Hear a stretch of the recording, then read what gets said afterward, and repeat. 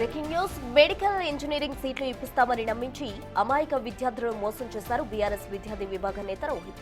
తాజాగా బంజారాహిల్స్ పోలీసులు నిందితుడు రోహిత్ ను అరెస్ట్ చేశారు.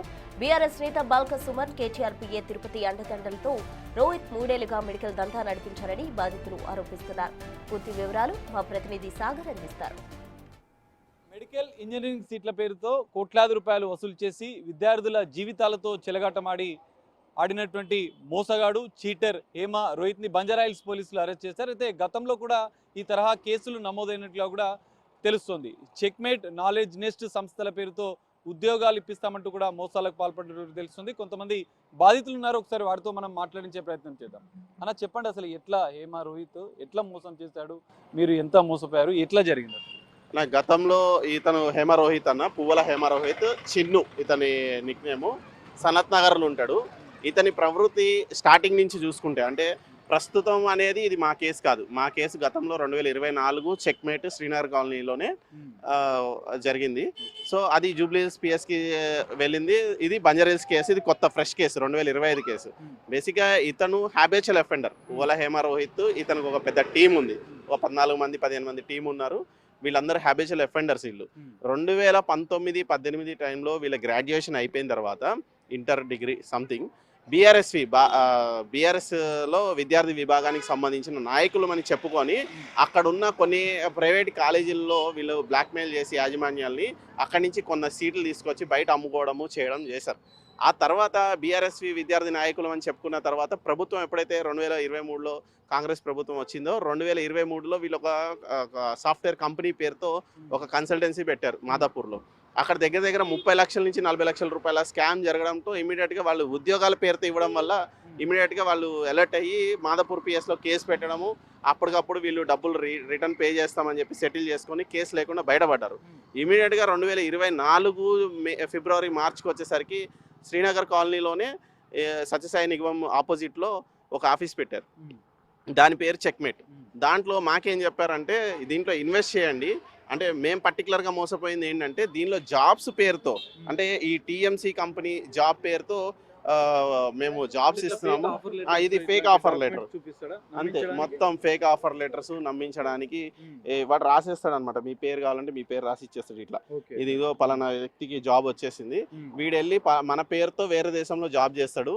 వీడికి 50% శాలరీ వస్తుంది, మనకి 50% శాలరీ వస్తుంది. కాకపోతే వీడిని అక్కడికి పంపించడానికి మనకి 10 లక్షలు ఖర్చు అవుతుంది. సో ఈ 10 లక్షలు మీరు ఖర్చు పెడితే వాడికి వచ్చిన శాలరీ మీకు డైవర్ట్ చేస్తా, మా కన్సల్టెన్సీ ఛార్జెస్ తీసుకొని అని చెప్పి అప్రోచ్ అయ్యిండు మాకైతే. తర్వాత ఇంజనీరింగ్ సీట్లు ఇప్పిస్తాను, మెడికల్ సీట్లు ఇప్పిస్తాను అని చెప్పేసి చాలా మంది దగ్గర స్కామ్ చేసిండు. మా దగ్గర 75 లక్షల రూపాయలు మా భార్య బంగారం లేదంటే రకరకాల వ్యక్తుల దగ్గర మా భార్యని షూరిటీ పెట్టి అప్పు చేపించడము, తర్వాత మా దగ్గర ఉన్న కొంత క్యాష్ని తీసుకోవడం జరిగింది. సో ఇదే విషయం పైన జూబ్లీహిల్స్లో గతంలో కంప్లైంట్ పెడితే వాళ్ళ నెగ్లిజెన్సీ కావచ్చు ఏదైనా కావచ్చు ఇతను అప్స్కాండ్ అయిపోయే వరకు వచ్చింది.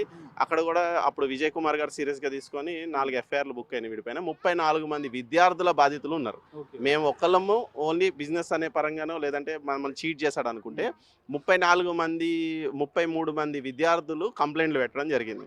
తర్వాత వీడు మోసం చేసింది దగ్గర 70 నుంచి 80 మందిని. అప్పుడు చాలా మంది ఏంటంటే మేము ఇచ్చింది ₹1,00,000 2 లక్షలే 3 లక్షలే విద్యార్థి ఏదో సీట్ వస్తుందని చెప్పి నమ్మి ఇచ్చాము, సో ఏదో ఒకటి జరుగుతుందనే పాయింట్లో అప్పుడు ఇచ్చారు.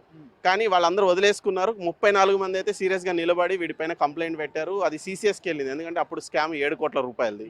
సో సీసీఎస్కి వెళ్ళడము, ఆ సీసీఎస్లో కూడా ఇక్కడ జూబ్లీహిల్స్లోనూ వీడిని అరెస్ట్ చేయలేకపోయారు, సేమ్ టైం సీసీఎస్లో కూడా అరెస్ట్ చేయలేదు. లాస్ట్కి 3 నెలల తర్వాత అంటే అక్టోబర్లో కేసు అయితే డిసెంబర్ ఎండింగ్ జనవరి 1st వీక్లో వీడు బెయిల్ తీసుకొని రావడం జరిగింది. వచ్చిన తర్వాత వాళ్ళు కూడా అరెస్ట్ చేయలేదు, వీడిని ఇంట్రాగేషన్ చేయలేదు, వీడి దగ్గర నుంచి ఏమీ రికవరీ చేయలేదు. ఇమీడియట్ గా జనవరిలో బెయిల్ వస్తే జూబ్లీహిల్స్ లో కేసు నమోదైందంటారు, సిసిఎస్ లో కూడా ట్రాన్స్ఫర్ అయిందంటారు. 7 కోట్ల రూపాయలు మోసాలు చేస్తే ఇంతవరకు పోలీసులు మరి ఎందుకు సిసిఎస్ లో అయితే జనరల్ గా కేసు నమోదైతే దర్యాప్తు జరుగుతుంది, అప్పుడు ఏం జరిగింది? ఆ కేసు దర్యాప్తు జరిగింది అంతే, రికవరీ చేయలేదు. రికవరీ చేసే ప్రయత్నం పోలీసులు చేయలేదేమో అని నా ఒపీనియన్.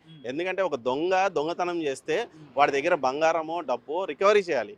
వీళ్ళు కూడా చీటర్స్. వీళ్ళు ఎక్కడ ఏ మెడికల్ కాలేజ్కి డబ్బులు కట్టలేదు, ఎక్కడ డైరెక్ట్గా తీసుకున్నారు, మాట చెప్పారు, ఆఫీస్ పేరుతో డబ్బులు వసూలు చేశారు, డబ్బుని యాస్టీస్గా జేబులో పెట్టుకుని ఉన్నారు.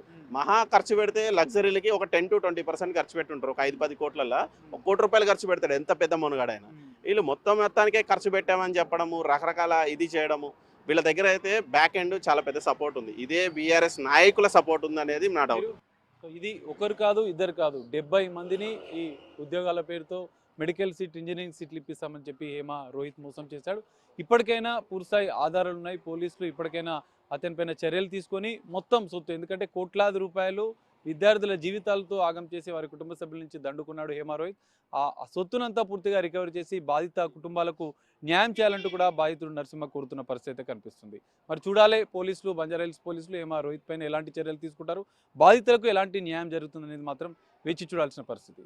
కెమెరామెన్ చైతన్యతో కలిసి సాగర్, బిగ్ టీవీ.